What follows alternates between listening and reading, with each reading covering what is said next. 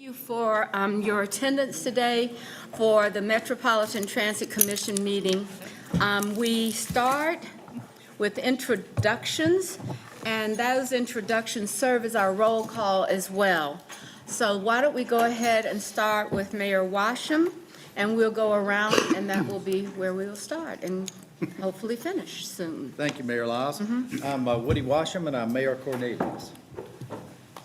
Anthony Roberts, Town Manager Huntersville, filling in for Mayor Christie Clark. Hey, good evening. I'm Mike Bryant, incoming county manager. Congratulations, I think, right? Okay. TBD. I'm Dina DiOrio, Mecklenburg County Manager, and I am filling in for Vice Chair Lee Altman. All right. I am Vi Lyles, and I am Mayor. Phillips, Pineville Mayor. Good to see you, David. Ryan Spitzer, Pineville Town Manager. Thank you. All right, do we have anyone that's virtual participating today? Jamie Justice. All right, Jamie Justice, where did you find the names? Right down that list there? Okay. Yes. Bill Thunderbird, Mayor. Ed Driggs, and Andrew Grant. So we're not getting a Yes, here. visual of you. So how do we need to do this, Brad? Do we need to have them say? Can you turn on your cameras?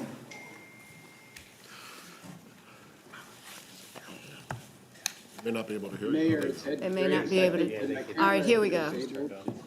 All right.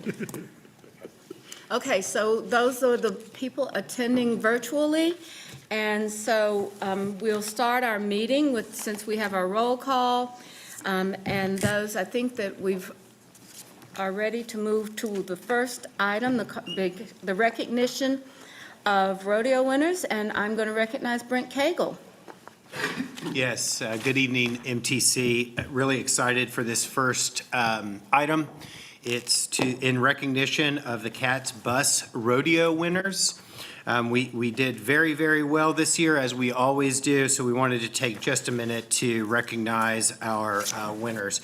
So first of all, I'll start with recognition of our STS, or Special Transportation Service, local winners.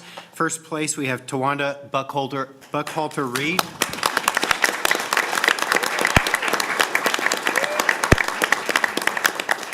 Second place, we have Alfonso Faust.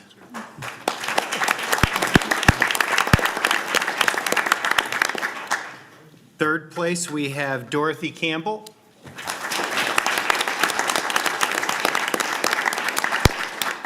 And then our Maverick winner is Kalissa Mitchell.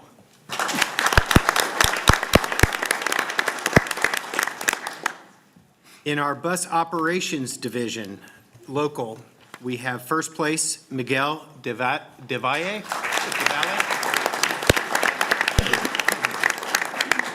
Second place, we have Trevor Whedon.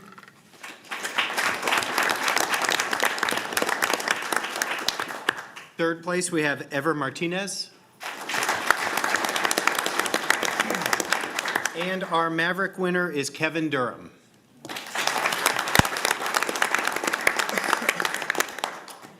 And finally, for our local winners, in administration, we have first place, Henry Staden.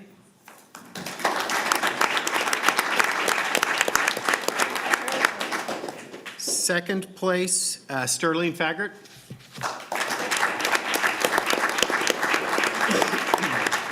And third place, Leroy Blackman.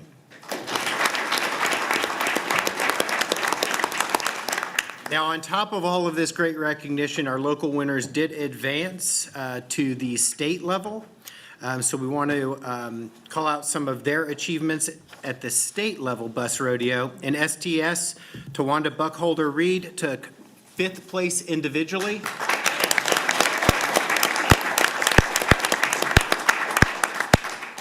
In bus operations, Ever Martinez took home 1st place.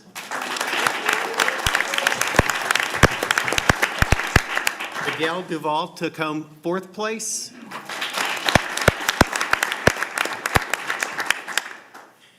In our team bus division, Ever Martinez, Miguel, and Trevor Whedon brought home the overall win for the team.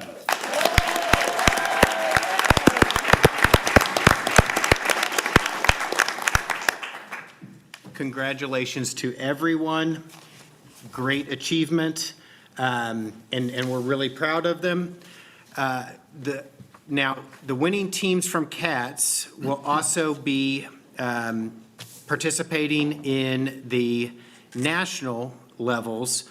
And so we're really proud of it. It really shows off their skills, and we appreciate everything that they do for Cats. So, thank you all.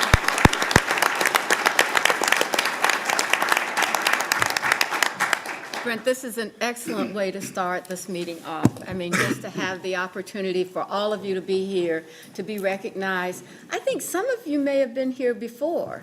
I just remember that. So, you know, and I'm really proud of it. Just keep on bringing them home. Keep on. So thank you very much. And how much we appreciate what you do for this community is just invaluable. So thank you again. A big hand for all of you. Mayor, I apologize. We'll keep the congratulations going. I missed that. Cats won 2 first-place awards in the International Bus Rodeo held in Austin, Texas earlier this month. Those awards were in the Wabtec Vapor Door and Cummins Allison Powertrain categories. This is the second year placing first in the Cummins Allison Powertrain category and first time winning the Wabtec Vapor Door category. These competitions are based on identifying difficult defects and solving them in a timely manner. CATS maintenance completed both with the most identified defects and best time ever in these events. The winning team from CATS included Jeffrey Dahl,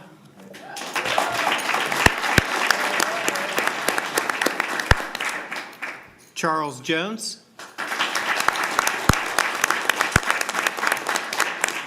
and Brandon Hartzell.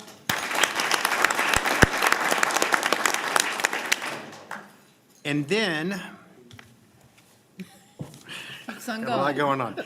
On the operations side, CATS bus operator Ever Martinez once again represented us well by placing 15th out of 75 drivers in the international category.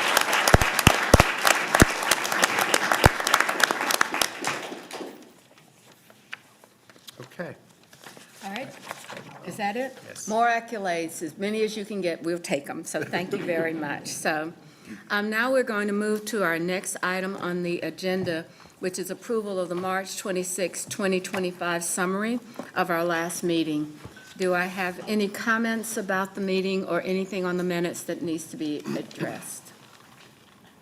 Hearing no one about that, can I have a motion and a second to vote to approve the March meeting summary? So moved. We have a motion and we have a second. Second. And is there any discussion? Hearing no discussion, all in favor, please raise your hands. Anyone opposed? I think we're good. So we'll go to our next item, which is public comments. We're so grateful that people are now beginning to recognize how important this work that you do is for our community. And so we're going to have speakers coming in, and our speakers will have 3 minutes to provide their conversation to us, and there's a podium up here. Everybody get organized for that. And we will go ahead and begin with our do we have any more additional speakers, Emily, or those? Then I'm going to start with Garland Green. Mr. Green, thank you for being here and sharing your 3 minutes with us.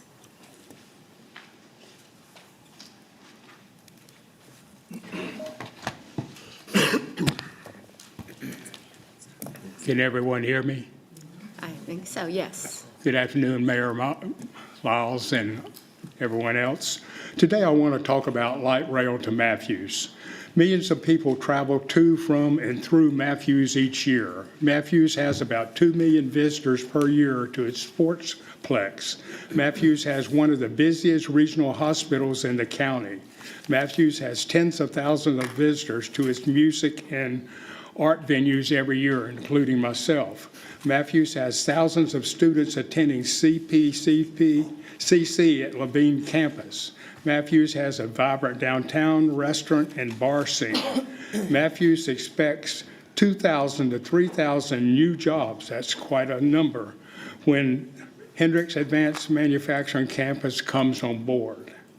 House Bill 948, which I'm sure many of you are familiar with, is sponsored by Trish Cawthorn, would make possible funding for light rail to Matthews. It was created to allow light rail to Matthews. It has the support of many legislative leaders, including Speaker of the House, Destin Hall. This bill would make available funds for light rail to Matthews, the airport, and Davison. My understanding is that Councilman Diggs, who's my representative, I've talked to many times, favors letting the newly created Metropolitan Public Transit Authority decide the issue should favorable legislation come out of the North Carolina legislature. Now, this is important. The MPTA would decide whether Matthews gets light rail only after the proposed 1% sales tax is approved by Mecklenburg County voters. This makes citizens living in Matthews very nervous because they would not know if they're going to get light rail before they cast their votes. There's no guarantee to them. You're saying, hey, let the commission decide, but the commission isn't going to be in place till after the vote. You're asking for my vote.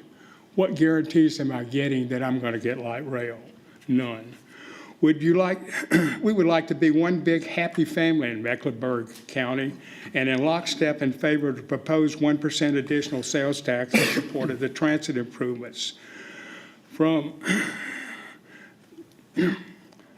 come November, we're going to need every vote, and harmony is going to be critical. Recommendation. Would it not be politically smart to commit to Matthews prior to any vote on the proposed 1% additional sales tax by the City of Charlotte Council and the current MTC support group, that's you, that light rail funding would be available to Matthews via HB 948 should it become public. This way, we avoid a lot of contention, negative publicity, and public outcry. Should House Bill 948 pass, light rail to the airport, light rail to Matthews, light rail to Davison, Mr. all are Green, your financially doable. 3 minutes are up. Thank you. Feel free to leave us a document if you want to have it included. I think we all members should have a copy of that document. Yes, Emily has 2 handouts for everybody. If anybody has any questions, I'm sure I would be more than happy to further discuss it with you. Thank you for your time and consideration. Thank you very much. Our next speaker is Chris Wallace.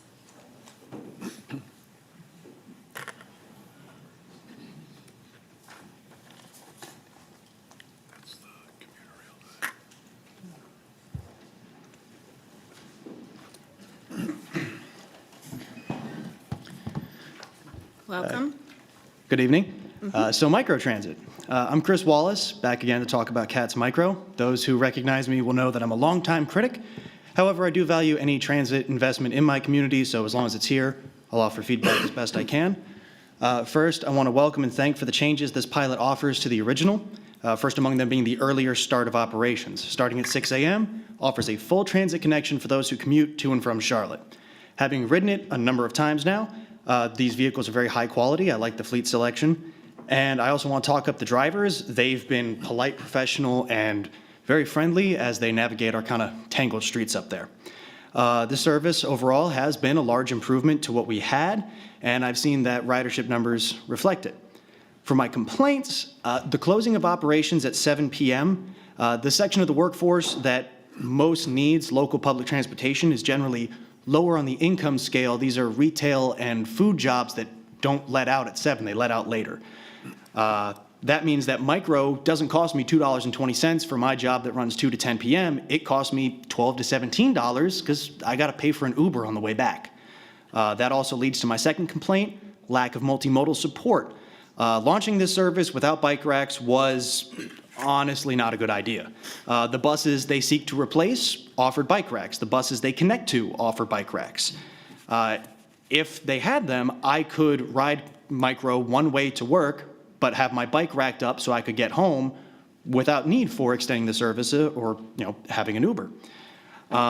It's also very peculiar that these vehicles don't have a barrier between drivers and riders. These are essentially public taxis, and partitions are a staple of taxis for good reason. Ultimately, my problem with microtransit is that very few of the problems it solves because it's microtransit. The vast majority of the benefits are less that it's an on-demand service and more that it's something more accessible than hourly buses. And the solutions it does create with its on-demand also introduce some other problems regarding reliability that stem from an on-demand service. If I have to be to work for 2 p.m. up in Cornelius, then I have the choice of either catching a 1 p.m. bus or booking microtransit at 1 p.m. because a 30-minute window for pickup times is very good for a rideshare, but it's not necessarily the kind of consistency people are looking for connections to work. These issues will continue to grow as ridership grows and vehicles have to take more complex routes to accommodate multiple passengers per trip. I do ask that the data from this pilot be kept and used with a focus on potentially reintroducing better fixed route service in terms of the actual routes chosen and where the stops are in the future, hopefully before the red line launches. I do think that fixed route service is the way to go in North Mech, better than the previous token service. Really. Thank you. Thanks for being here. Our next speaker is Reverend Janet Mullins. Reverend Mullins?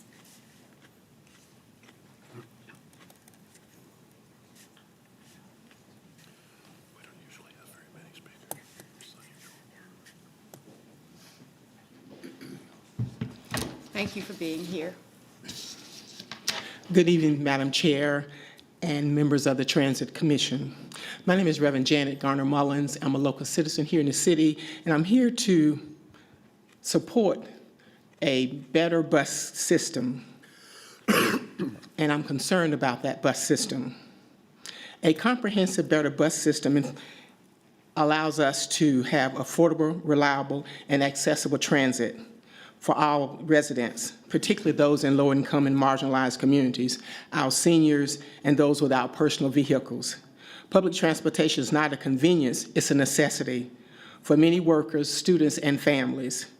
Improving bus frequency routes and infrastructure connects people to jobs, education, and healthcare, driving economic growth. Studies show that every $1 invested in public transportation generates approximately $5 in economic returns, strengthening businesses and economic growth. Expanding and improving bus services reduce dependence on personal vehicles, decreasing traffic congestions, and lowering carbon emissions. Our seniors and people who are disabled rely on bus services to help them move from point A to point B. They need that bus service to help them get to social activities, vital services in the community, and health care. And so we need to have a reliable bus service. And then we also need to make sure that our bus services, when we invest in bus services and infrastructure and improving scheduling and real-time tracking technology-wise, this needs to be done to make sure we have a safer and more dependable bus service. A successful transit tax plan must balance investments across roads, rails, and buses and ensure equitable transportation access for our residents, not just drivers. As community leaders, we must ensure that any new sales tax include meaningful support for a better bus system, prioritizing equity, economic growth, and sustainability. A strong bus service benefits everyone, the least, the lost, the left out, and the downtrodden and the forgotten, especially the most transit-dependent populations, and positions our city for more and a constructive and connected future. Thank you for your time and attention. Thank you very much, Reverend Mullins. Thank you. Our next speaker is Meg Fensel.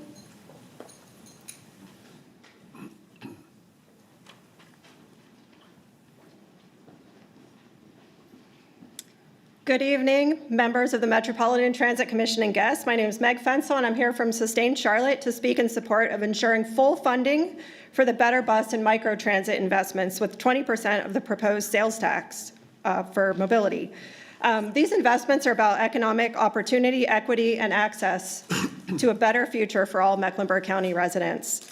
I'm fortunate to live in West Charlotte within a 5-minute walk of the CATS number 16 route, which I used to commute to work. Last year, when I was going through cancer treatments and had multiple appointments, it became essential for me to have that transit access and not have to pay for Uber and Lyft when I was physically too tired to drive. Yet a small minority of county residents have that level of access. Today, only about 29,000 people in our county live within a quarter mile of bus service that comes every 15 minutes. With Better Bus, that would jump to 250,000 people, people who could get to work, school, medical appointments without needing to own a car or drive every day. And what's more, 90% of county residents would be within a half mile of transit that runs at least every 30 minutes if we invest in Better Bus. Research shows that commute time is the single strongest predictor of escaping poverty, and we need to make it faster and easier for people to get to jobs and opportunities to make that a reality. A rapid expansion of the bus network is the most powerful tool that we can use to make that happen, and the impact can be immediate within the first few years of the sales tax. Microtransit, too, fills a critical gap.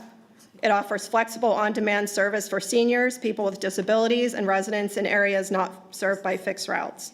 This isn't just about transportation, it's also about equity, climate, health, and community development. The 1 cent sales tax would be a transformational opportunity, and we need to get it right. So let's seize this opportunity by fully funding Better Bus and microtransit to serve the greatest number of people the most effectively and the most equitably. Thank you for your time. Thank you very much. So I believe that those are all of our speakers that are signed up. And so I want to say thank you. Feel free at our next meeting to continue to come in and help us change what we can do to make this a better place for everyone to live. So our next item is that we have a report from the Public Transit Advisory Committee. Alyssa Calderhead is going to give us their report. Thank you very much.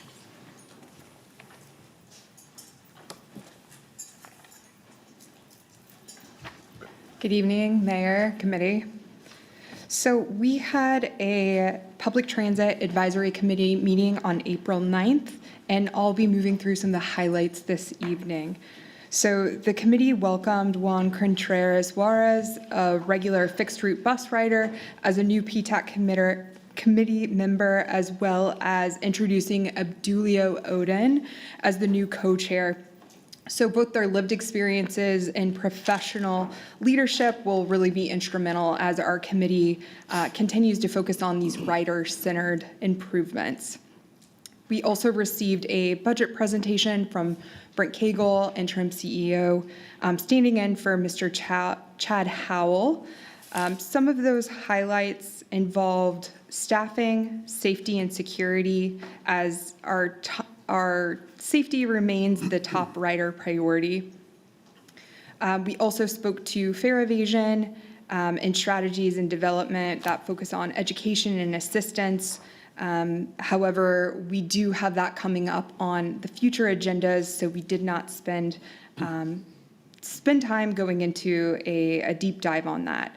We also spoke to the state of good repair as CATS continues bus and rail fleet maintenance, with 50 new buses being delivered and 24 more en route. So part of the largest fleet infusion in CATS history. We also spoke to the strategic priorities centered on equity, innovation, sustainability, and customer service, all which align with the broader goals of career pathways and operational excellence. We also dug into the changing ridership patterns. So we examined that riders have shifted away from traditional 9-to-5 commutes.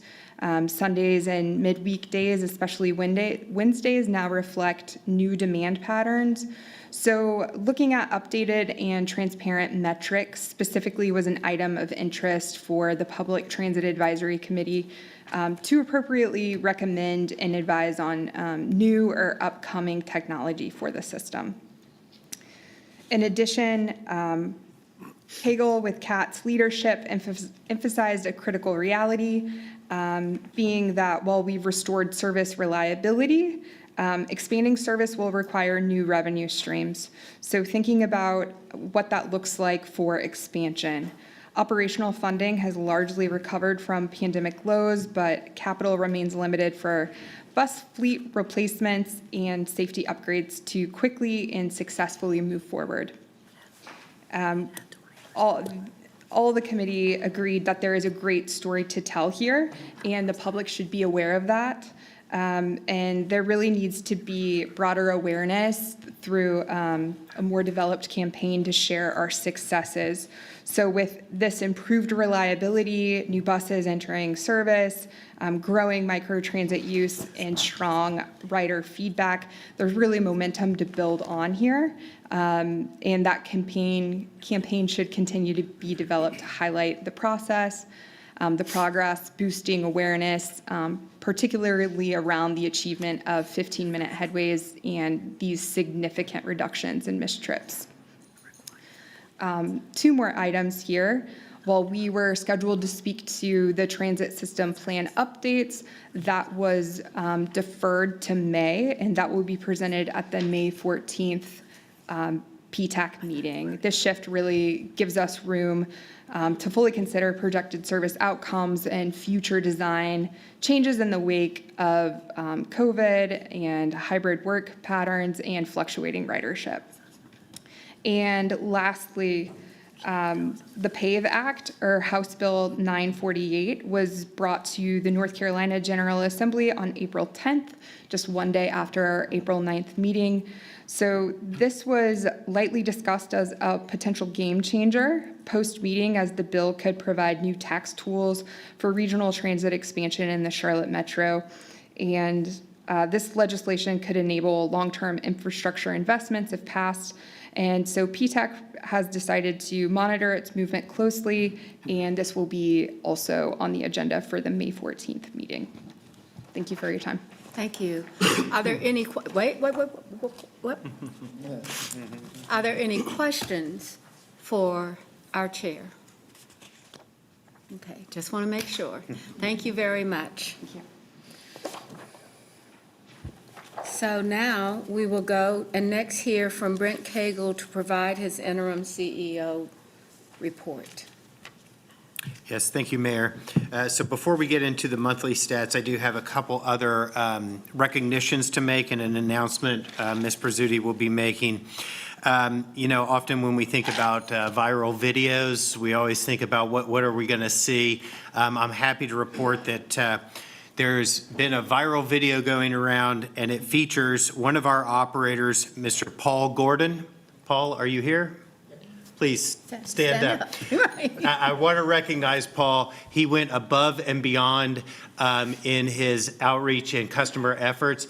He assisted a visually impaired passenger who was needing help crossing the street, going from the bus stop and then on to wherever their final destination was. Paul, I personally saw the video, and I personally want to thank you for your dedication and your compassion helping our riders.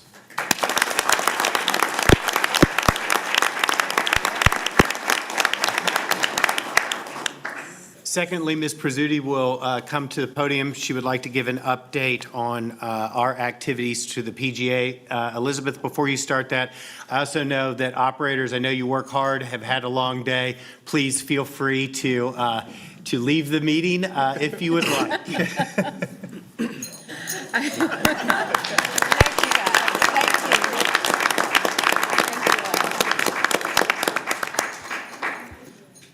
Well, good evening, everyone. I'm excited to share with you a partnership arrangement that we have been able to foster with the PGA Championship. Charlotte will be hosting, Quail Hollow will be hosting the championship May 12th through 18th. And moving people to and from the golf course is a big challenge, especially with their limited parking. And we have the opportunity in the fact that the Sharon Road West Station is not very far from the golf course. And so we are going to be partnering with them for them to pay all the fares for folks that will be utilizing our system to get to and from the golf course. So we are going to be promoting use of the Blue Line to Sharon Road West Station, and then we're working close in partnership with TMOC to provide additional bus service on the route that goes between Sharon Road West and Park Road and onto the golf course. So we're really excited about the opportunity. I don't think the PGA has partnered with a transit system in this way before, and so just wanted to share that with you because hopefully we'll if you're headed to the PGA, you'll consider taking CATs there. So thank you.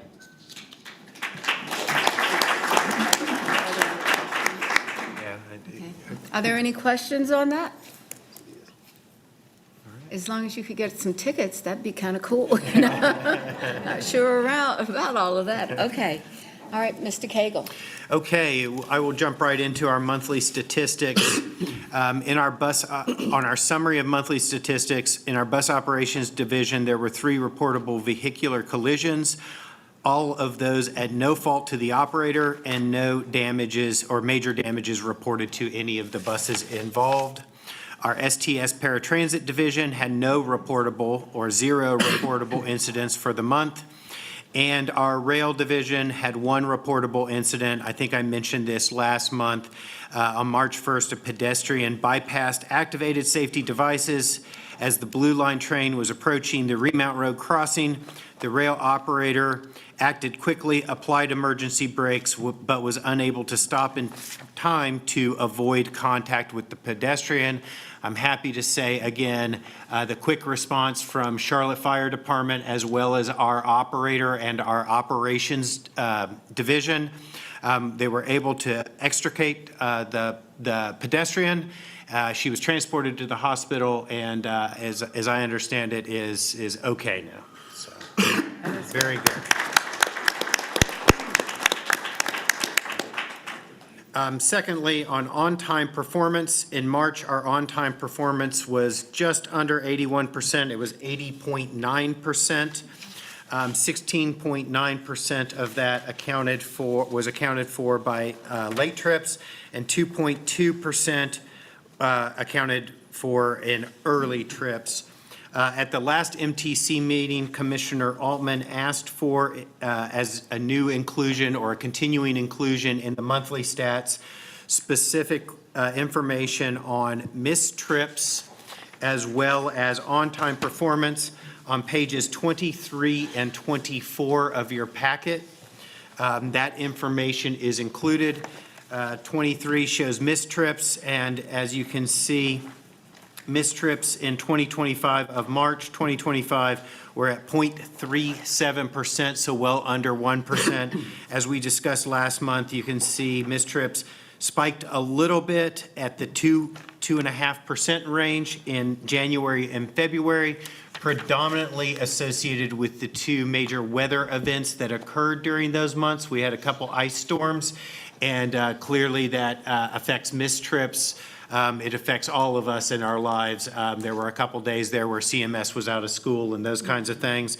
I will still say I am exceptionally proud of that very low missed trip number, even with those events. And March shows, again, excellence in our missed trip numbers.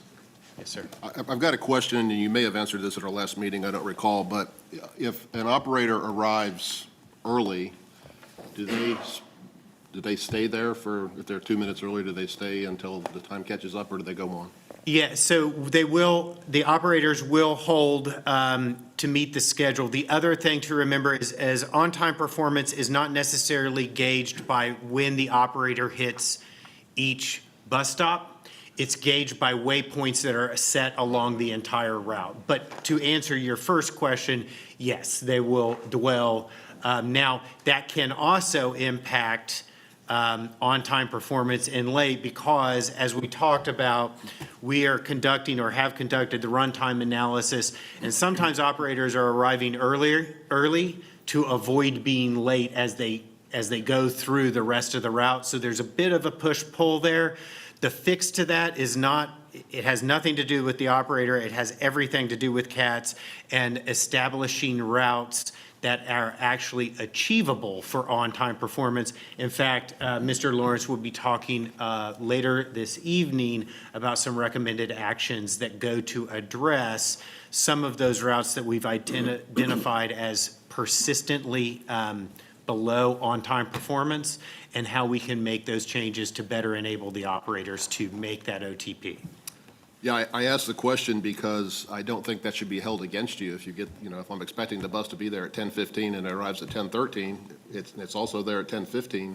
I don't think that should be a negative, a negative statistic. Agreed, but again, for this purpose, when we measure on time, we measure on time. And again, it may not actually be a bus stop. It may be a waypoint in many cases along the route. All right. Thank you. Yeah. Okay, going back to OTP, again, fixed route was at 80.9, STS was at 85%, Blue Line was at 97, and Gold Line was at 96%. Over the month, bus ridership experienced a 1.3% increase in ridership. Year-to-date bus ridership for FY25 is 5% higher than FY24. Local routes experienced a 0.5% increase, while Regional Express was up 11.5%.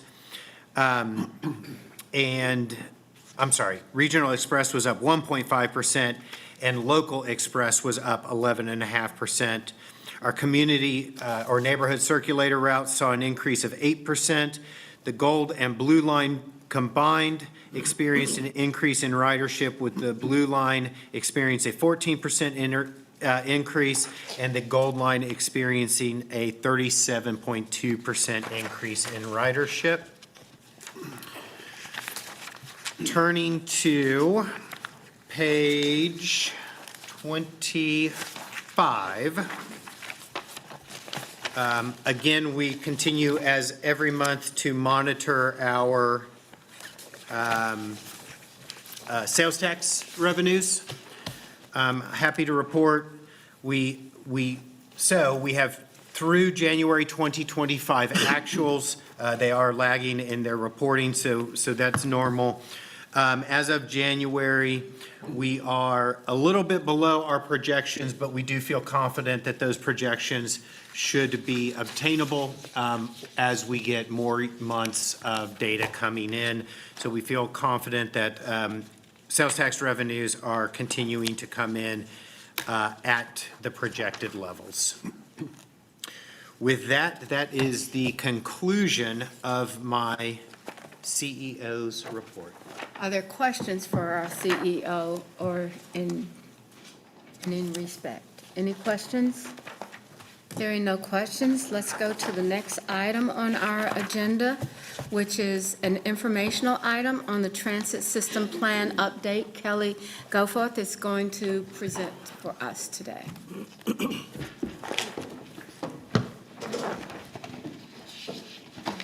I want to thank the CAT staff for all the hard work that you have been putting in and engaging with the community, working with the MTC and helping us get to this point. I really want to take a moment to just say how much we appreciate what you do, as well as we understand that we have much more work to do. But let's go have your presentation, and we'll continue from there. Okay, thank you very much. Good evening, everyone. I'm Kelly Goforth, Chief Development Officer.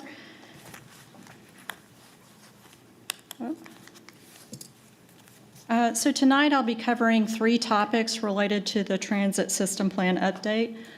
First, providing a summary of the public engagement efforts and the public input that we've received over the past several months.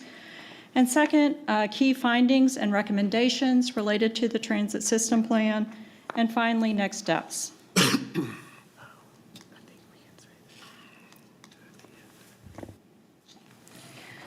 So public engagement was a really important part of the transit system plan update.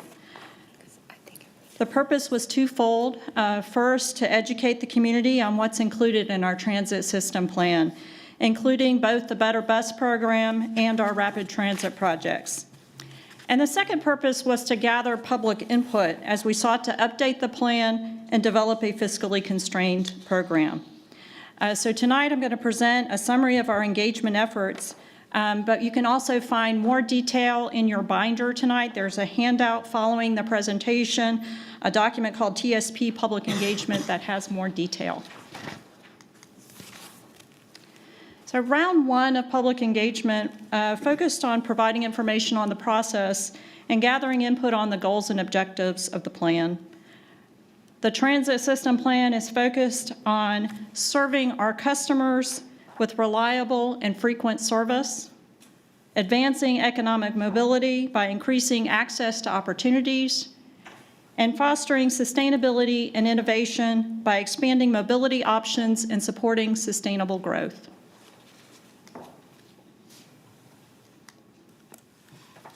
Through our round one public input survey, we found that participants agreed by 93% that more transit options are needed in our region. And also they supported our goals and objectives, agreeing with the need to provide expanded services, more reliable and frequent service, and improving the customer experience.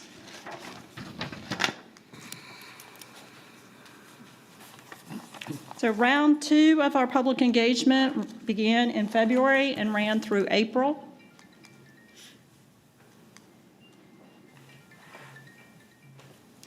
And this round of engagement focused on getting public input on the 4 fiscally constrained scenarios that the MTC approved at the January meeting.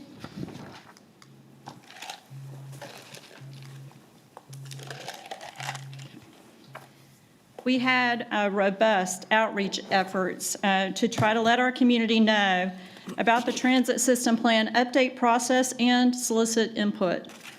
We also used tools to target traditionally underrepresented populations in our public engagement.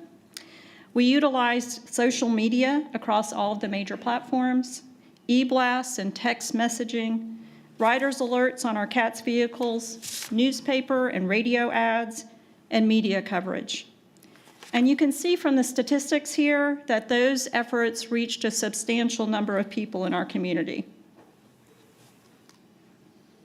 The primary information tool we used was a project-specific website, which had nearly 7,000 visitors. We also had regular email outreach to over 150 community organizations and 75 neighborhood groups, asking them to promote the public engagement process, our survey, and inviting them to meetings, and ask them to outreach to their community members as well. That outreach resulted in 26 meetings from February to April, with 35 meetings held in total since October. And you have included in your handout a complete list of all of those groups that we reached out to, as well as a list of all of those meetings. We also hosted 6 public meetings across the county. Those had over 125 attendees with over 480 views of the recorded virtual meeting. In addition to our public and community meetings, the primary public input tool we utilized was a community survey. The survey was not intended as a scientific public opinion poll, but it was intended to be an opportunity for interested people to provide input on the transit system plan. It was promoted through all the mechanisms that I just talked about and was available electronically as well as hard copy. We asked three questions in the survey. What are the most important benefits of the future rapid transit system? What are the most important benefits of the Better Bus program? And we also asked an open-ended question. Tell us what you think about the alternative program scenarios. We had really strong participation in this survey with over 1,500 participants. all across the region. And you can see a map of the respondents on the slide.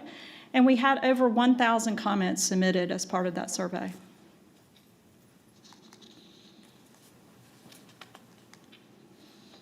On the first question, what are the most important benefits of the future rapid transit system?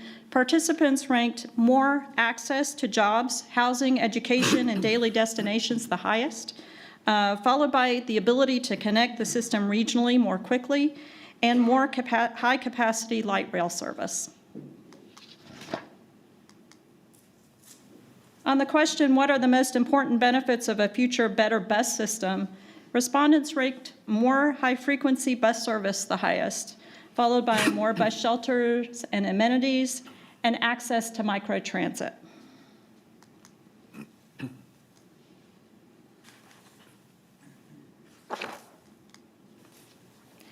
The last question was that open-ended question. Tell us what you think about the alternative program scenarios for the transit system plan. And we had over 1,000 comments left for this question. Of those comments, about half of the comments indicated a preference for one or more scenarios. So of the 531 comments that indicated a preference, scenario 1 had the most support, followed by some support also for scenario 2.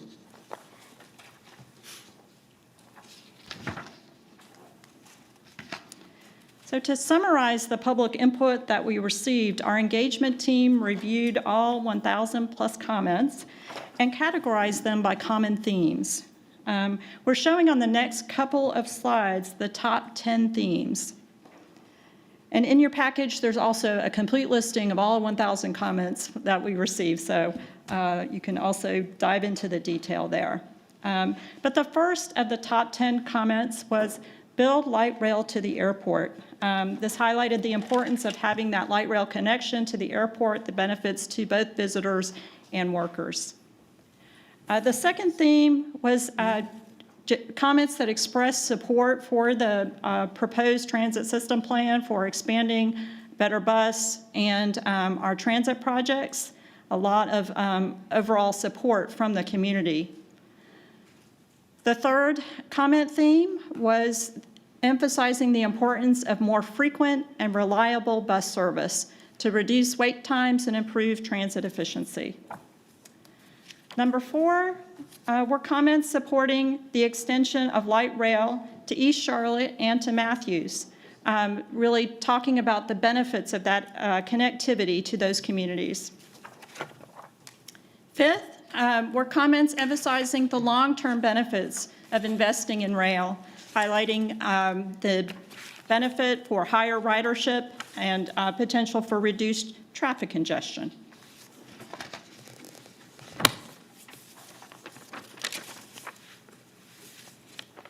So continuing with number 6 on the top 10 comment themes was the importance of improving access to jobs, housing, services, and surrounding areas.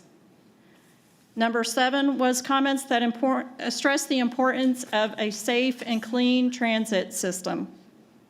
Number 8 was comments supporting the extension of light rail to Pineville and Ballantyne, again, benefiting the commuters from those areas.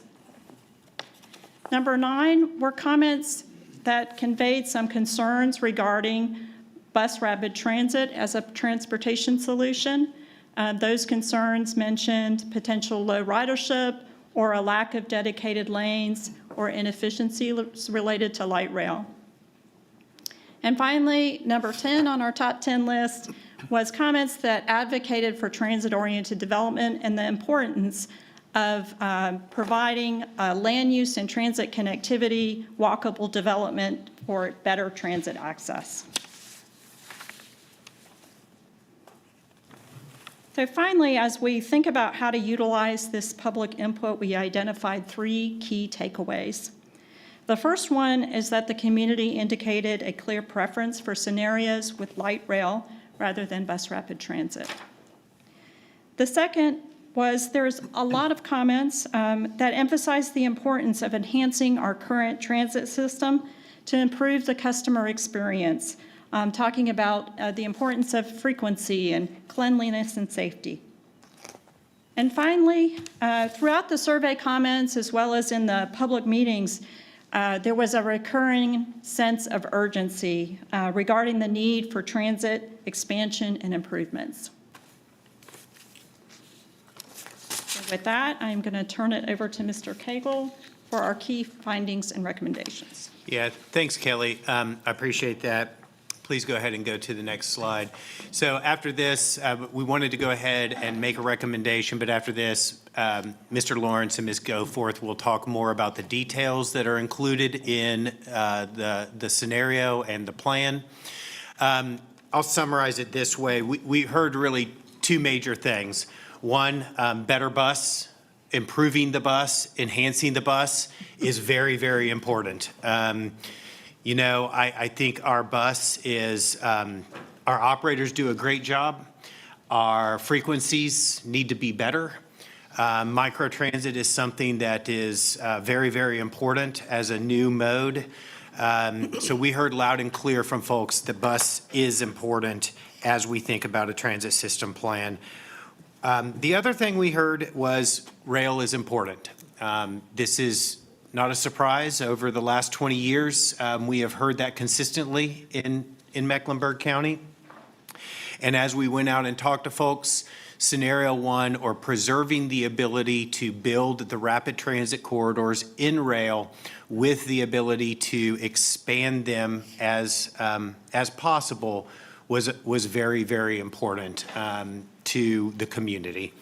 The other thing that we've seen as we think about it, so basically our recommendation is this: lock in on scenario one as with a phased implementation plan for the rapid transit corridors, prioritize better bus in the plan so that we can execute all of the enhancements that we have defined in the Better Bus program, 15-minute headways on the top 15 routes, 30-minute headways for all other routes, a full rollout of microtransit, amenities, improvements across the system, amenities being shelters, mobility hubs, the things that customers want.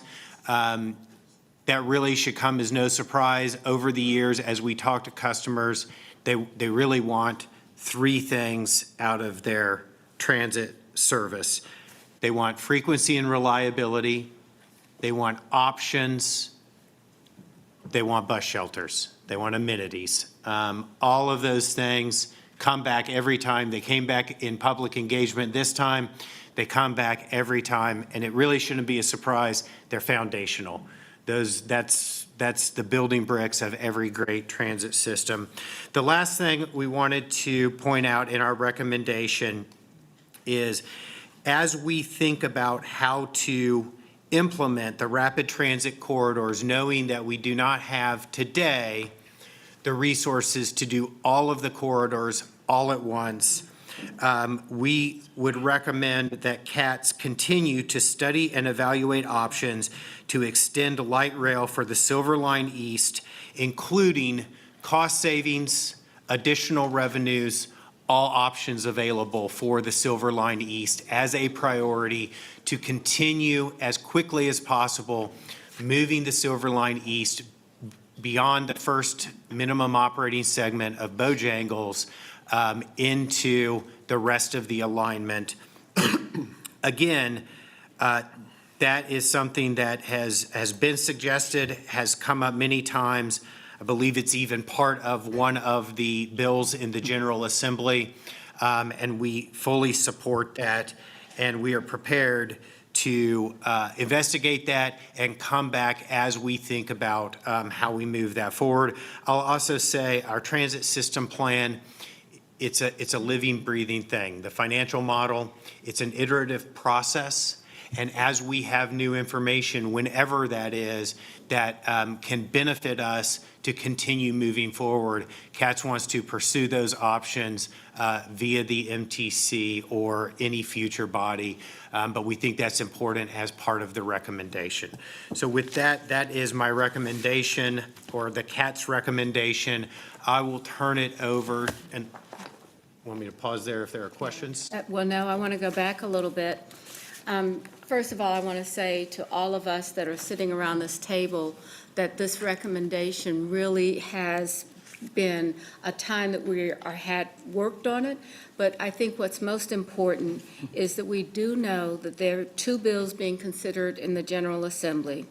We do know that our community leaders and grassroots organizations are excited about the opportunities that we have.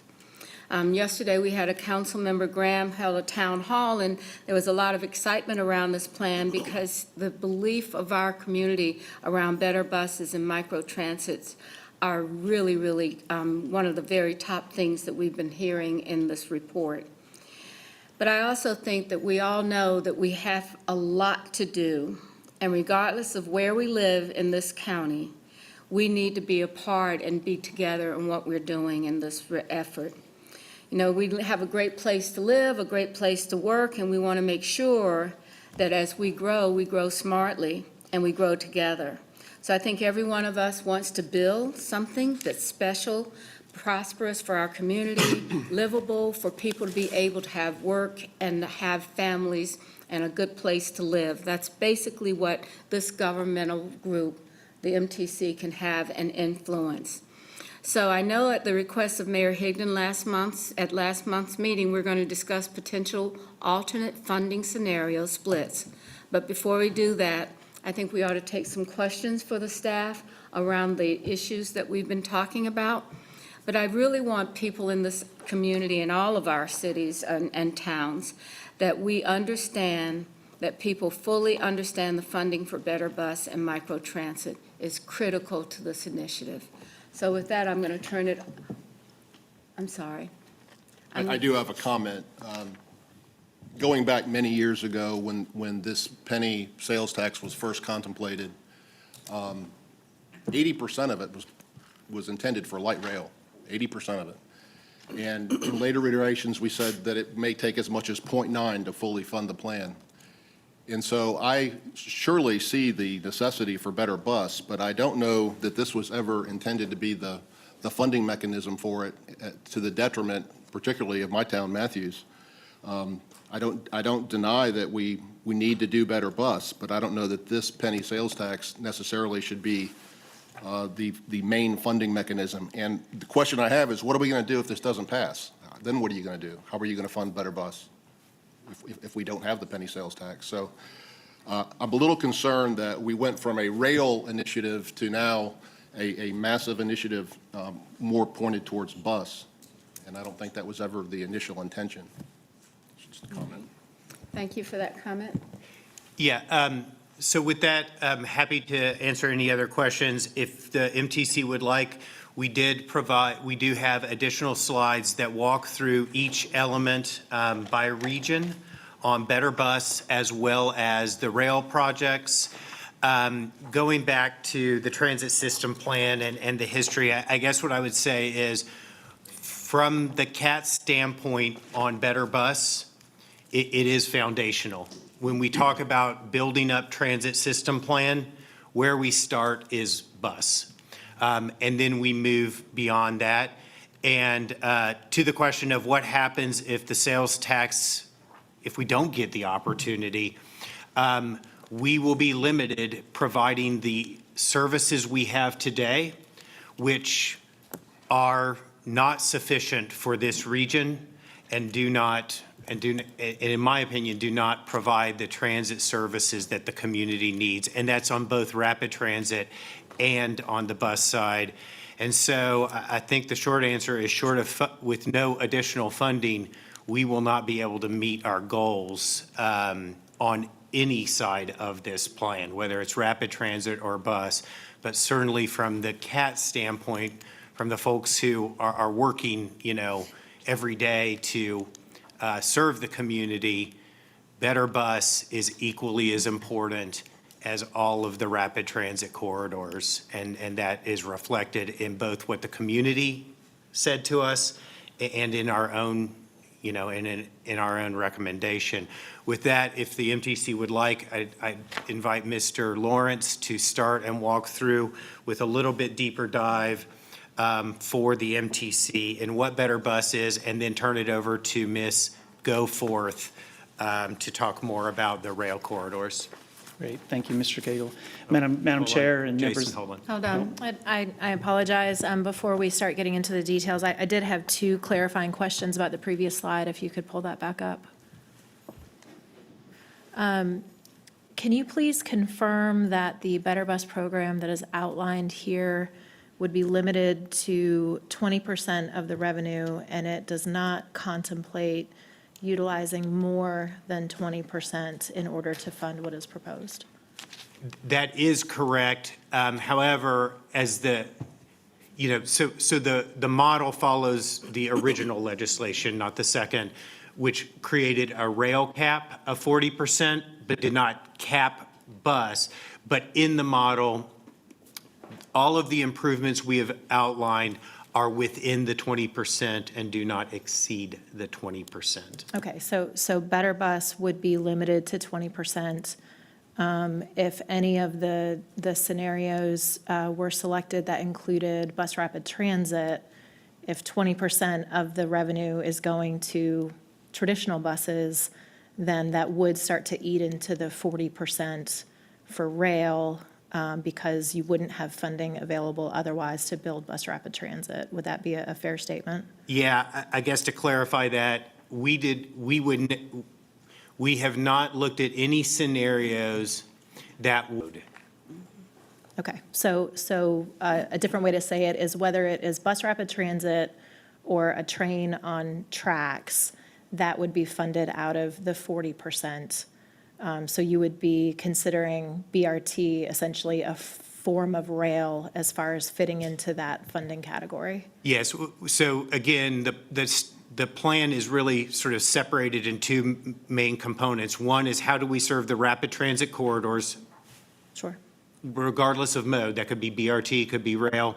The community has said rail, again, over the last 20 years they've said that and they continue to say it. And Better Bus is separate from that, regardless of whether or not it were BRT, that it would fall into the rapid transit corridor side of it. Okay.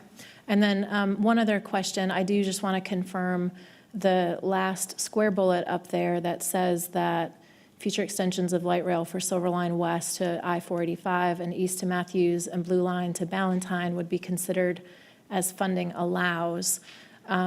I want to confirm then that the dashed lines on the screen that are from the Coliseum to Matthews as well as from Pineville to Ballantyne, that there's currently no available funding in the model to deliver those. So that would require additional funding to be able to ever deliver those. And I'm asking because I've seen some of this phrasing in a number of publications that have been put out on this topic, and I've read some of the commentary from it, and I do believe that there is some misunderstanding on the public side, that there is an implication that perhaps funding could change, perhaps that we would be able to build these lines further. And I understand there could be new grants or something like that that could open that up. But as we currently understand the 1 cent revenue, and as we currently understand federal funding, only the solid lines would be built with the 1 cent sales tax. Is that correct? That is correct, although I will say the understanding that the public has is not incorrect either. We have a financial model that projects interest rates, projects inflation, projects sales tax receipts for 30 years. And if we knew what those answers would be, we wouldn't be here, right? If we had a crystal ball and knew what all of those factors were going to be. So the financial model is a living, breathing thing. As new information comes in, that will enable us to reevaluate, update the model, and it is possible that without a new tax, that capacity can become available. That is a possibility. It is not a guaranteed, though. But again, the financial models always start, and this is a good thing, from a very conservative view, because it's much better to be able to get information as it comes and then deliver additional than to get information as it comes and have to go back and say that we can't deliver what we said we could. And I appreciate that, Mr. Cagle, but that's sort of exactly my point, is that there is an implication that there could be such additional capacity that the Silver Line could be built all the way to Matthews with this funding, and Ovens Coliseum to Matthews is 7 miles away. And so it would be highly unlikely that even in the best of scenarios that the Silver Line East would be able to be extended all the way to Matthews with the current 1 cent sales tax. And so I'm merely pointing it out for public clarification, and I would ask that any future communications that are sent out to the public, it's better to under-promise, over-deliver. And my concern is that people are seeing this language and they are receiving it as, oh gosh, there's still a chance that Matthews is going to get light rail out of this 1 cent, and the likelihood of being able to find such additional revenue that it would go an additional 7 miles, to me, is not a realistic thing to imply to the community. And so I would just ask that there be a sensitivity to the wording. We understand that if light rail is built all the way to Ovens, of course, that does allow for future expansion. But the cold, hard truth is that it would probably need to be an additional funding source for it to ever reach Matthews as currently envisioned. I guess two things on that. I don't disagree with you, and we will be sensitive to that. We certainly don't want folks to misunderstand or to have a perception that is not accurate. I think it is fair to say on the current revenue stream, it is unlikely that within 30 years, the full alignment to CPCC Levine is achievable on this revenue stream. However, I think that the devil in the details on that, the middle ground is, once we reach Ovens or the Bowplex, every stop beyond that is an MOS. And so I don't believe as we go through this over 30 years, and whoever the we is over that period, it won't necessarily be me or us, it won't be now we have all the money to go from Bowplex to CPCC. It will be incremental, and each stop, as dollars are available, can be added on incrementally. And that may not require a new tax and may be achievable within the 30 years. But if the question is the revenue sufficient? Do we really realistically think new revenues or favorable interest rates is enough to build the entire project to CPCC Levine? I agree with you. I think that is very, very unlikely in the 30-year time frame. And we just want to make sure that the public understands that. But again, that's in the 30-year time frame, because as these are built, the debt is issued and it's being paid for. And then as that debt starts to roll off, it starts to be paid for, capacity starts to come back into the system. But again, that's outside. I'll remind everyone sort of the ground rules we had when we ran the financial feasibility. One of those was deliver the project inside of 30 years. And so what we've shown you is a conservative view of what we believe is feasible, even if, for the Silver Line, for example, we do believe there may be opportunities, not all the way to the end, but to keep moving extensions forward inside of the 30 years. Thank you. All right, any other questions for Mr. Cagle? All right, so we're going to go now to Jason. Gotta find the sweet spot. Thank you and good evening. I'm Jason Lawrence. I'm Chief Planning Officer for CATS, and today I'm happy to share some of the transformational aspects of the Better Bus program. Mr. Cagle spoke about the 15 routes that would go to 15-minute frequency, no route greater than 30 minutes, and a full implementation of microtransit across the county. But I think for a moment, I just want to talk a little bit about what that means to the people that use the service each and every day. You know, keep in mind that 60%, nearly 60% of all of our ridership today comes from bus. And out of that percent of ridership, 15 routes account for 60%. And so many of our customers transfer every single day to a bus throughout the system to complete their trip.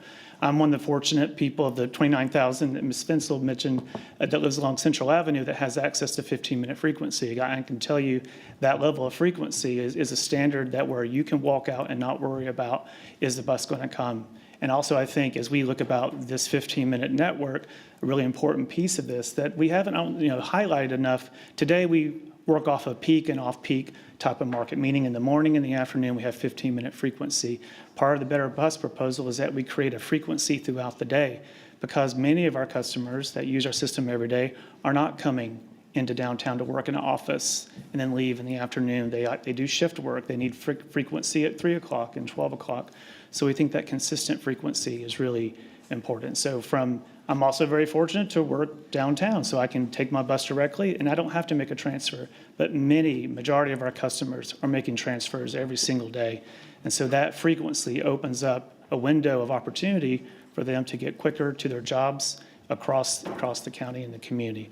So as we think about this Better Bus program, we're going to show a lot of statistics, a lot of routes, a lot of maps, but at the end of the day, we're talking about individual people's lives that can have the opportunity to increase access to education and opportunity throughout their life. So we've been out in the public, and we've heard quite a few things about microtransit and opportunities to improve the Better Bus. So one question we've heard is like, how will public feedback inform the Better Bus program? And so that's certainly critical to how we deliver this effort. And we have heard from members of the community about expanding and looking at additional microtransit zones to add or expand the boundaries. And we are making some adjustments to areas, particularly in Northwest Charlotte and Betty's Ford Road. You'll see some of those changes on the maps today. We also heard, how does CATS Micro integrate with local bus service? Today, the CATS Micro service is just like our local route. Like you take the CATS Micro service and you can transfer directly, seamlessly between those two services. It is a free transfer between the two. And then we heard how quickly will these service improvements occur. With new funding, we can begin in July of 2026 with these service enhancements, and we'll be developing a prioritization schedule to start delivering those high-frequency routes as well as those microtransit zone improvements. So I'm going to walk through, if I can get them, there we go, walk through some of the maps kind of quickly to show you. These are the maps that we shared with the public to go into detail of what was being proposed for each community. And so for kind of that North Charlotte area, we have 5 routes going to 15-minute frequency and improving access to microtransit in the northwest of Charlotte as well as Betty's Ford Road. And then we have priority bus corridors that would have signal priority with enhanced stops along Betty's Ford Road. In the Davidson, Cornelius, and Huntersville area, we would improve the express services, and we currently have that CATS Micro Zone already in operation in those communities, as well as the northern part of Charlotte at North Lake Mall. In East Charlotte, we would improve priority bus corridors on Central Avenue, Monroe Road, and going all the way into the town of Matthews. We additionally would have 5 routes getting to 15-minute or better frequency, and we would improve the express frequency as well as along those corridors that utilize the Independence Busway and microtransit zones serving Albemarle, Harrisburg Road, Independence Boulevard, and Lawyers Road areas.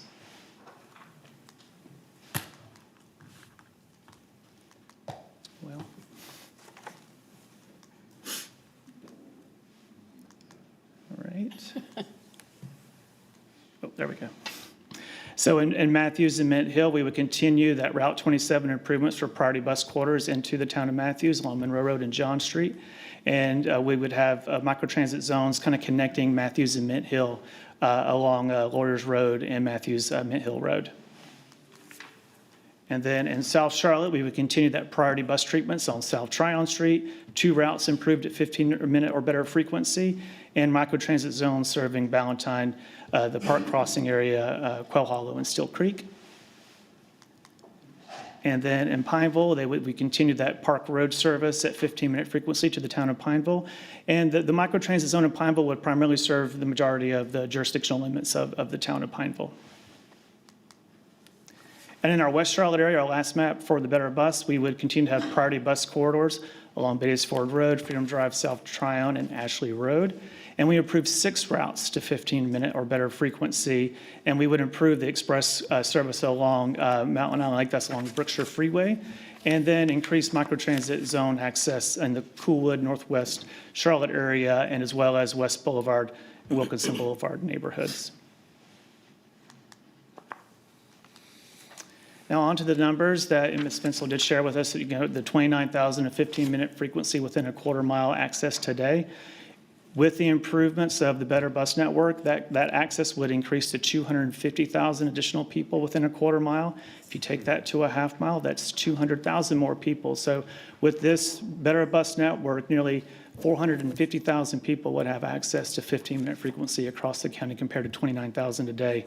We would increase that access across the county to close to 90% of those within a half mile with access to 30-minute frequency. And microtransit just by itself increases our service area by over 100 square miles. And so compared to today, individuals of low income status, today we serve 19,000 within the high frequency network. That would increase to 91,000. And we'd have 202,000 more people of color would have access to 15-minute frequency compared to 40,000 today. And the big thing, what transit does best, we believe, is one, of course, to connect to special events and the things we talked about earlier today, but ultimately it's people where they live and to their jobs. And with this increase of the 15-minute network within a half mile, 320,000 more jobs would be accessible to our community. And with that, unless there's any questions, I'm happy to hand it over to Ms. Goforth to talk about the rapid transit corridors. Any questions on the explanation around the corridors in Better Bus? Any questions or comments? All right, so Ms. Goforth, thank you. Hey, thank you. Now I'm going to turn now to review the recommendations related to the rapid transit corridors. And the recommended transit system plan includes improvements on the red line, the silver line, the gold line, and the blue line. Just going to go briefly through each one of those. So the red line is a proposed 25-mile commuter rail project with 10 stations. And the locally preferred alternative is from Charlotte Gateway Station to Mount Morn in Mooresville. The silver line is a proposed 29-mile light rail line with 30 stations. The locally preferred alternative is from Belmont in the west to Indian Trail in the southeast corridor.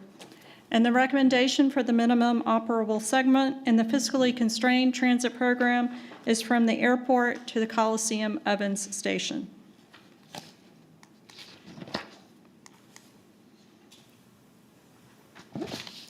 The Gold Line is a proposed streetcar extension 2 miles to the west to Rosa Parks Place Community Transit Center and 4 miles to the east to the Eastland Community Transit Center. The Blue Line extension is a 5-mile extension of the Blue Line from the I-485 South Boulevard station.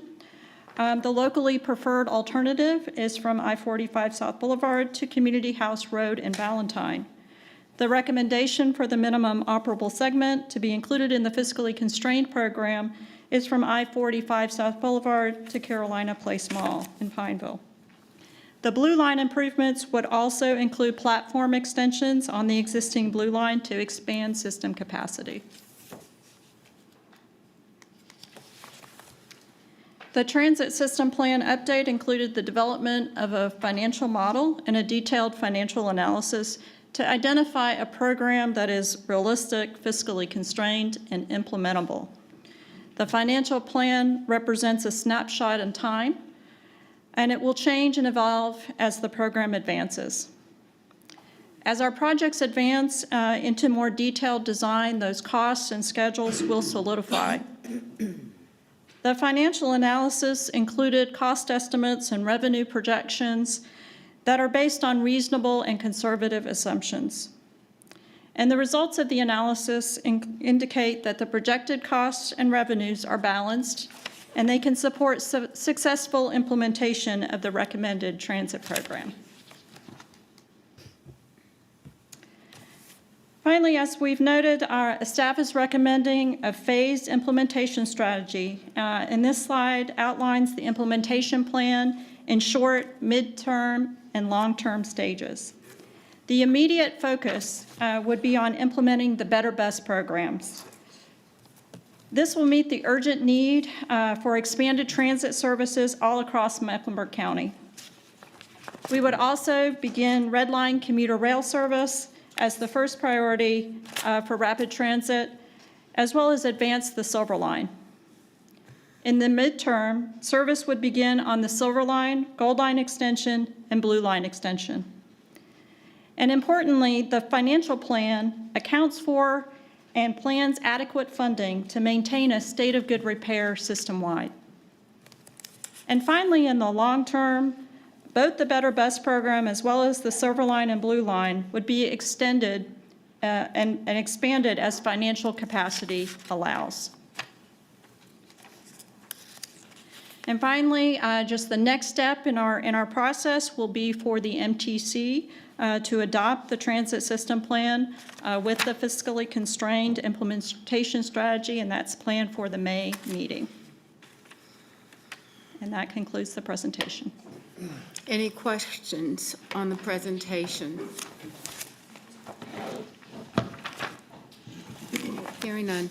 So Brent, I think if there any further discussion about what's next in this process. Yes, Madam Mayor. So again, as we've said tonight was intended to provide the MTC, according to the schedule that we established earlier in the year, the update on the community engagement, as well as to bring forward a recommendation, not for vote tonight, but for the MTC's consideration at the next MTC meeting. With no other questions, that concludes this information item. All right. Any other questions or comments from MTC members? Could I just take a moment to thank staff? Kelly, Jason, Emily, Brent, your folks did a great job getting information to us and facilitating the public being able to engage in this process. And I, for one, appreciate it. I think the touch points are very telling. I think when we look to the future and you realize that the spine behind public transit is always going to be bus, I think looking at what microtransit has done up our way, I've talked to so many unique riders that have never used public transportation or have never used our public transportation system until microtransit came along. And it's opened up a completely different avenue for folks. And what a lot of people still don't understand is it's still a pilot right now. And it's been so well received and embraced. And I think it's so important to look at the future expansion of that and embrace that, because I think, you know, when you look at the scenarios that have been presented to us, all of those scenarios provide for better bus. Some of those scenarios provide for bus rapid transit.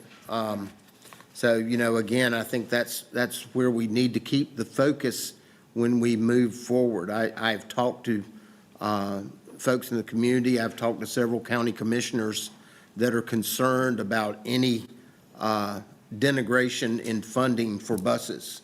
And that's problematic if we can't get support. If this thing gets out of the legislature and comes back, we've got to have support from our county commissioners in order to place this on the ballot. So I think we've got to remember what butters our bread, and it's buses. So we've got to keep that in mind. Thank you. Mr. Mayor Washam.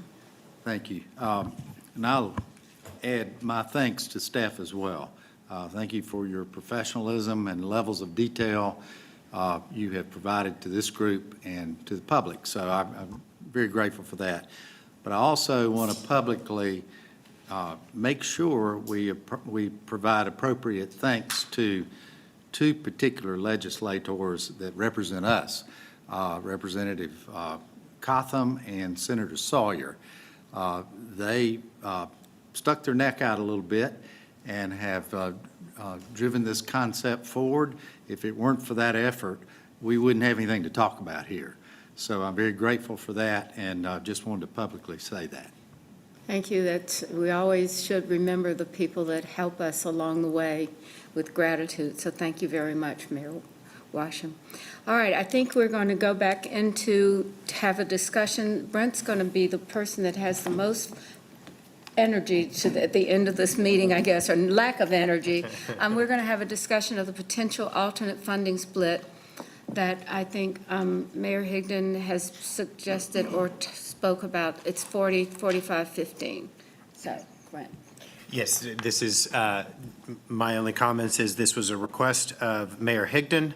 It has been added as an informational item. With that, I will turn it over to Mayor Higdon. Thank you. First of all, representing the town of Matthews, I can't tell you how insulting and disrespectful I believe that this plan contemplates building a station in another county and not in Matthews. It's unbelievable. I mean, I can't believe we would contemplate building a train station in Mooresville with this tax and not extend it to Matthews. Representative Cotham represents Matthews, and I think she did us a solid favor by removing some of the constraints. We no longer have to do 40, 20, 40. We can do something different.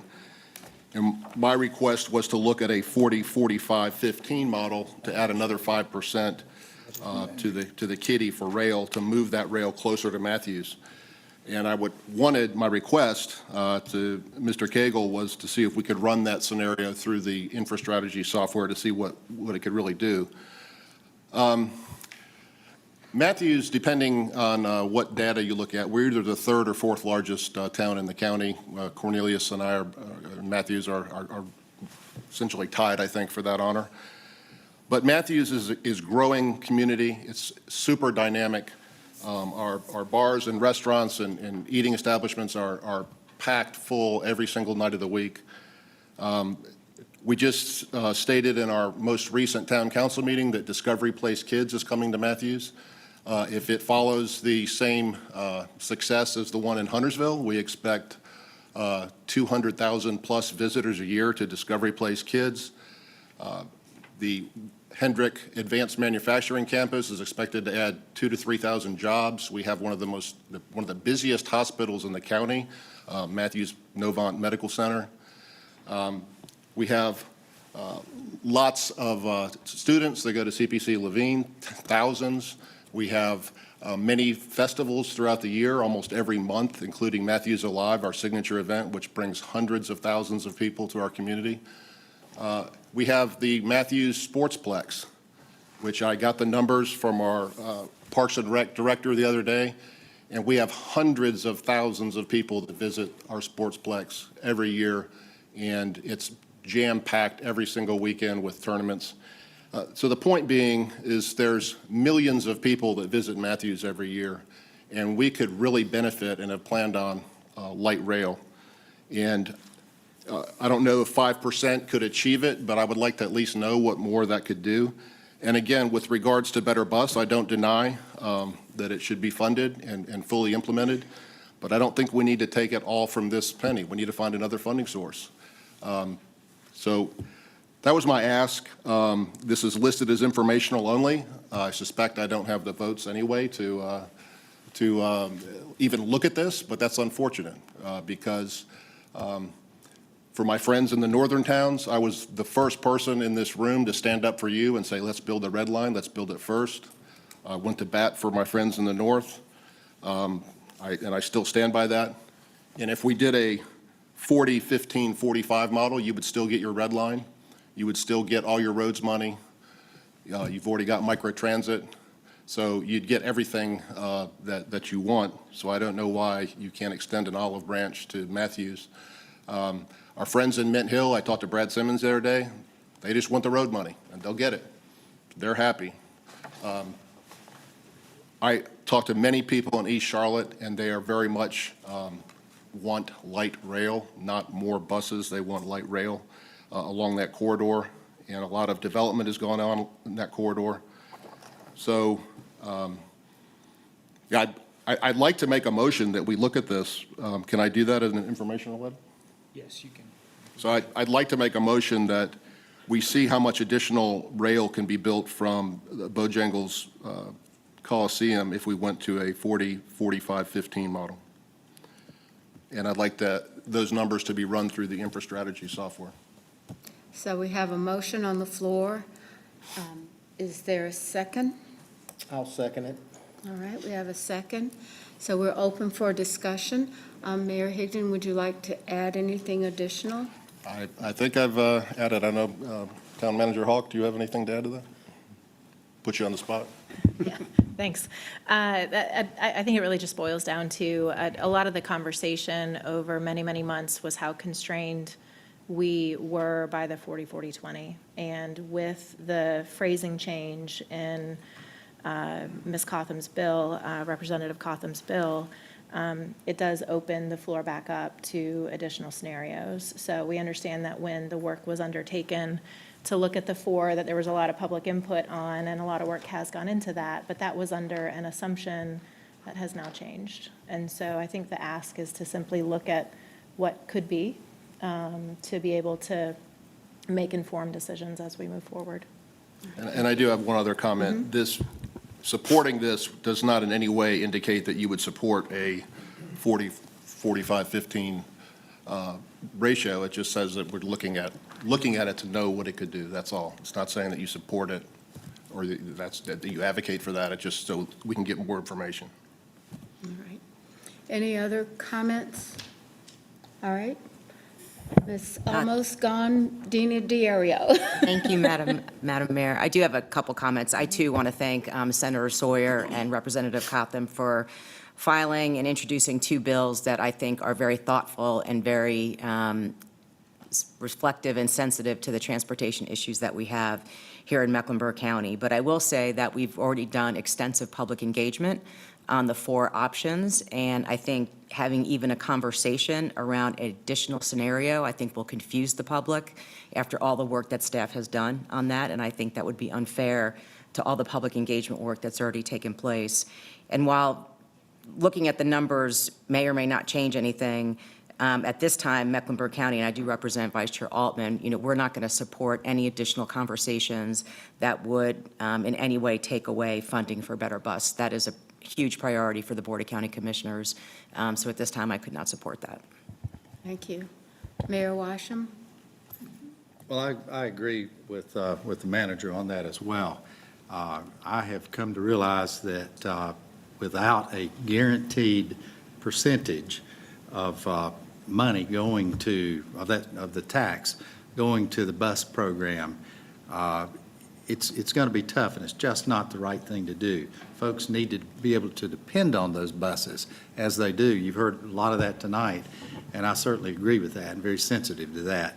And I think it could do as much as harm our whole process when it comes to the vote unless we're sensitive about that and give them the guarantee that they're looking for.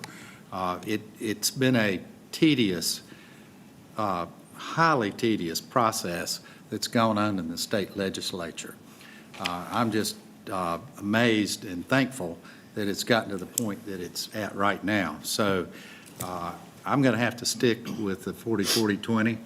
I just feel like I hear Matthews, and I wish it could be a little bit different. I think the commitment, as long as I serve on this board, would be to make that happen as quickly as it could. I think the possibility is there, but for me, I've got to stick with it. You know, best case, if we move forward, if all the dominoes fall and we move forward with the vote and assume it passes, best case, it's going to be 10 years out before we see a red line, which will be the first project. And we're sitting up there in North Mecklenburg, and I know we have this everywhere, in total gridlock. We'll get road money, which is critically important. I wouldn't be here supporting anything if we weren't getting that road money. But that is critical to my town, and I think all of North Mecklenburg, to get some relief on that end of it. So I've got to stick with where it is. Thank you. Anthony? Yes, ma'am. Thank you again. Ditto to what everyone else said. Senator Sawyer, Representative Cotham, thanks for pushing those bills forward. On behalf of Mayor Clark, I want to say thank you for that. I say stick with the glue that got us here, the 40-40-20, so that's what we'll support. All right. I've got a question. Can buses be funded out of the road money since they're on wheels?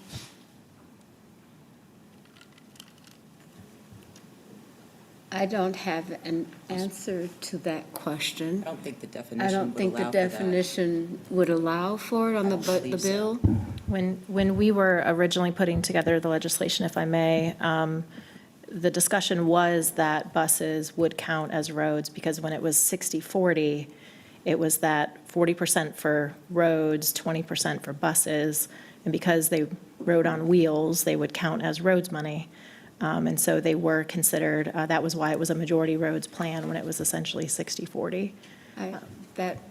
I guess a lot of us are thinking the road money would actually go in a place that it would be not just, that it would be asphalt. I mean, it would be power bill, it would be Sure. those kinds of things. So I don't know that if anybody else has a separate thought, but I believe that most, the discussion was around addressing the issues of congestion in our roadways. Sure, and understand that. I think where, what the mayor was trying to just get to is that, understanding that buses are so important, if that could count towards some of the roads allocation, then you wouldn't need to be cutting funding for buses, and you could still potentially put more money towards rail. I think the comparison of what we've learned about buses is that 90% of our residents or more, there's a huge amount of people that rely on those buses just like anybody else that relies on cars. So I guess, I don't know if there's an answer to this, but I would assume that we understand the necessity of those buses that are already full. And so this is very tough, I understand that, but I believe we have worked many years now to come to a consensus, and while this isn't everything, I think we don't give up on what's next for us. So with that, I'm going to call, is there additional questions or any comments on the motion? Let me make a comment. Yes. Okay. Thank you, Mayor. Thank you, Madam Chair. I just would like to, I guess, echo what Mayor Washam has said, also the county manager. And John, I can understand your frustration and aggravation with this, but my stand on this is there's been a lot of time and a lot of effort put into this study, and with the scenarios that come up, I mean, Pineville's not exactly where you are, but, we feel it too, but I truly believe that a lot of work's gone into this, and it's the way we need to look at it. I would still support the 40-40-20. I'm not so sure moving it from 40 to 45 to 15 is going to satisfy, and you echoed that also, that it would satisfy getting it into Matthews, but I just don't believe that dealing with that and doing another study or taking time to do that's worthwhile at this particular time. Thank you. If I could respond, this is, I'm a little frustrated that we're saying we have to do this because we've done a lot of work on this. This is a 100-year decision. And yes, I'm incredibly frustrated because every town in the county is getting what they want except for Matthews. everybody else is, you know, fat and happy, and Matthews is getting the short end of the stick, and that's not right. Sorry. So we have a motion on the floor. All in favor of that motion, please raise your hand. All right, Mayor Higdon raises his hand. All opposed, please raise your hand. All right, so we have that recorded, Emily? All right, thank you for that. And I think that we still have a few more things to do tonight, so hang in there with us. We have 2 action items. We're going to start with July service changes. Yes, Madam Mayor, Jason Lawrence is going to join us. And again, in light of the length of the meeting, and we want to be brief on this, so Jason will, there is a presentation in the binder and available to the public, but Jason will just go through this verbally. Yeah, absolutely. Thank you. Madam Chair, Jason Lawrence again, Chief Planning Officer with CATS.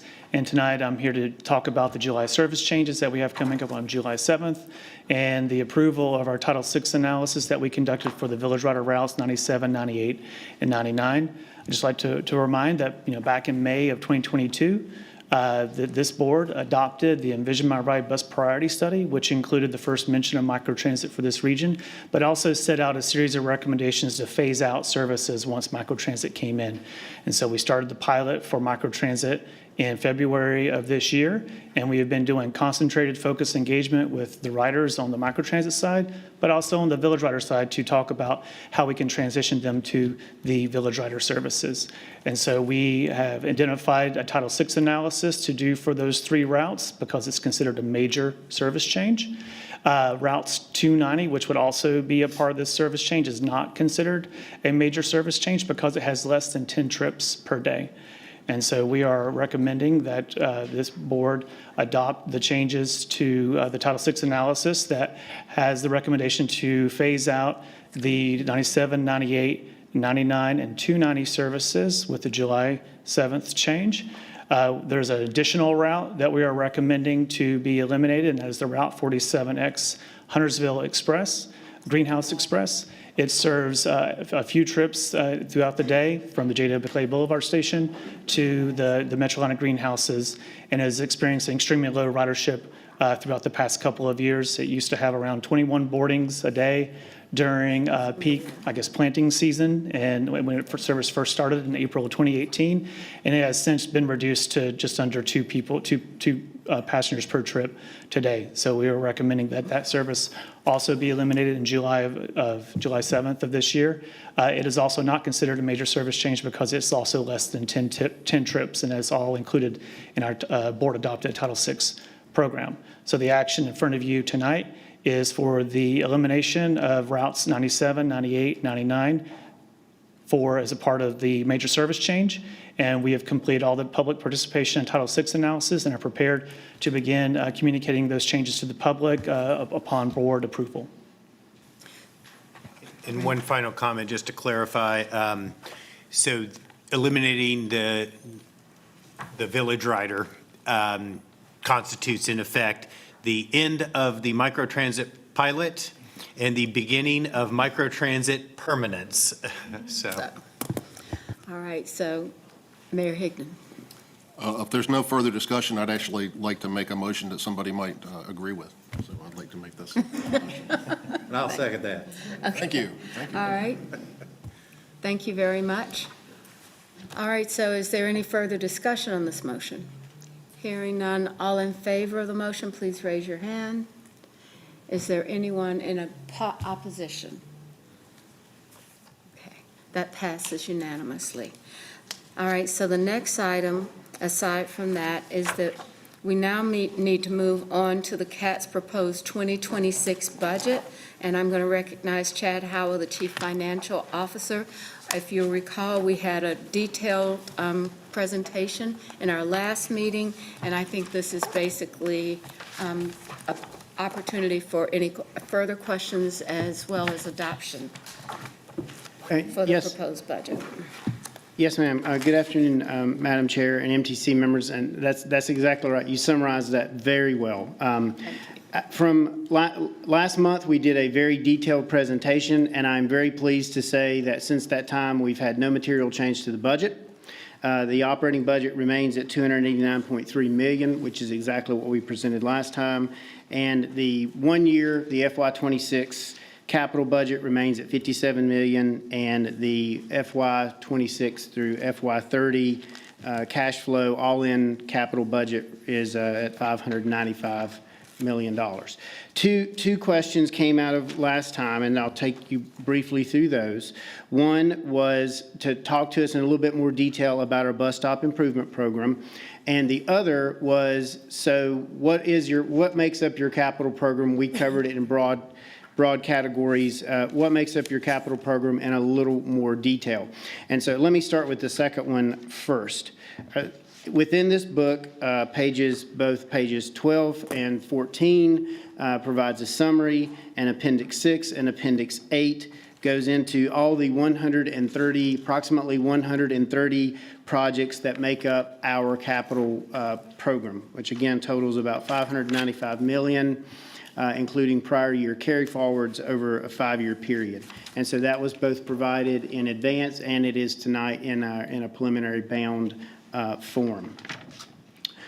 With the bus stop improvement program, and we can also provide a map as folks would want that. What I'd like to report is that we've had 29 bus stops that have recently been improved. 76 stops are currently moving through the design phase. And we've also are acquiring enough materials that are being delivered now, so in other words, on order, working their way in, to do another 53 shelters, 10 benches, 40 trash receptacles, 23 solar lights, and 10 shelter map cases. Should have worn my glasses. So those are in process. Those were the couple of questions that we had received, and so I hope that I've responded to those tonight. And so if there are no further questions, what we're here to do then is request that the MTC adopt our FY26 operating budget, our FY26 debt service budget, and our FY26 to FY30 capital improvement plan. Are there any questions? Hearing no questions, is there a motion for adoption of the budget, the debt service budget, and the capital investment plan for CATS for the upcoming fiscal year? Motion to approve. Have a second motion and a second. Any further discussion? Hearing none, all in favor, please raise your hand. Anyone opposed? So that's unanimous. Thank you very much. I hope that everybody's budget goes that simply and so well. Chad, you might have to do something like kind of like, I'm going to help everybody be this good, right? Thank you. So I believe that that is the end of our meeting for this month. I hope those of you that stayed and watched, feel free to come back again. We really appreciate, and especially the folks that serve this great city, this great opportunity to have what we believe is something that really will be better for all of our communities and all of our people. So with that, do we have a motion to adjourn? Yes, we do. All right. Thank you, everyone. Have a great rest of the evening. Thanks, Mayor.